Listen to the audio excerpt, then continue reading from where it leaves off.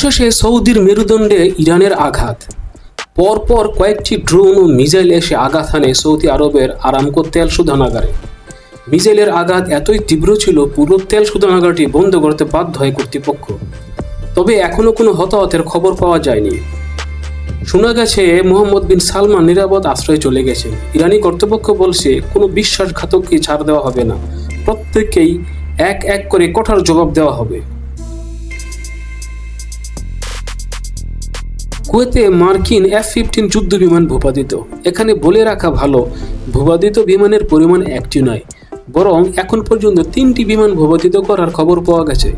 তবে মার্কিন central command এটাকে ফ্রেন্ডলি ফায়ার হিসাবে নিজেদের বিমান নিজেরাই ভুল করে ভূপাতিত করেছে বলে দাবি করেছে।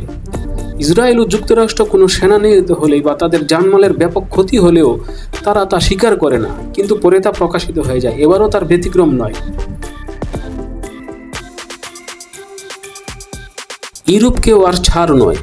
যুক্তরাজ্যের প্রধানমন্ত্রী কিয়ার স্টারমার্ক ইরানের বিরুদ্ধে বক্তব্য দেওয়ার 1 ঘন্টার মধ্যেই সাইপ্রাসে যুক্তরাজ্যের সামরিক ঘাঁটিতে মিসাইল হামলা করে ইরান। এটা ছিল স্পষ্ট বার্তা, চুপ থাকো, ভালো থাকবে। ইরানের বিরুদ্ধে ষড়যন্ত্র করলে তোমরা আর নিরাপদ নও। এখনো পর্যন্ত ইসরায়েলের দফায় দফায় মিসাইল ও ড্রোন হামলা চালাচ্ছে ইরান। সেই খবরের আরও গুরুত্বপূর্ণ আপডেট নিয়ে আপনাদের সামনে হাজির হব। সেই পর্যন্ত ভালো থাকবেন, সুস্থ থাকবেন। আল্লাহ হাফেজ।